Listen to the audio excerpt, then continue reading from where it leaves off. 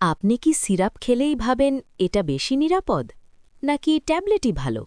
আজ জানব সিরাপ না ট্যাবলেট কোনটা আপনার শরীরের জন্য নিরাপদ। আসসালামু আলাইকুম। অনেকেই ওষুধ খাওয়ার সময় দ্বিধায় পড়েন, সিরাপ খাবো নাকি ট্যাবলেট। আজকের ভিডিওতে সহজ ভাষায় বুঝিয়ে বলবো কোনটা কখন নিরাপদ। সিরাপের সুবিধা ও অসুবিধা। সিরাপের সুবিধা: বাচ্চা ও বয়স্কদের জন্য সহজ, গিলতে সমস্যা হয় না, দ্রুত কাজ শুরু করে। সিরাপের অসুবিধা: ডোজ ভুল হওয়ার ঝুঁকি, চিনি বেশি থাকতে পারে, খোলার পর দ্রুত নষ্ট হয়। ট্যাবলেটের সুবিধা ও অসুবিধা। ট্যাবলেটের সুবিধা: ডোজ নির্দিষ্ট ও নির্ভুল, বহন ও সংরক্ষণ সহজ, দীর্ঘদিন ভালো থাকে। ট্যাবলেটের অসুবিধা: গিলতে কষ্ট হতে পারে, শিশুদের জন্য সবসময় উপযুক্ত না।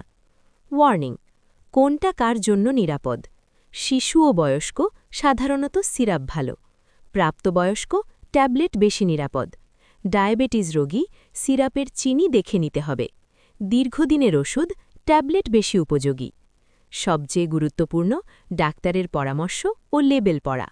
সিরাপ বা ট্যাবলেট দুটোই নিরাপদ হতে পারে যদি সঠিক রোগী, সঠিক ডোজ ও সঠিক নিয়মে খাওয়া হয়। ভিডিওটি দরকারি মনে হলে লাইক দিন এবং এমন স্বাস্থ্য তথ্য পেতে সাবস্ক্রাইব করুন।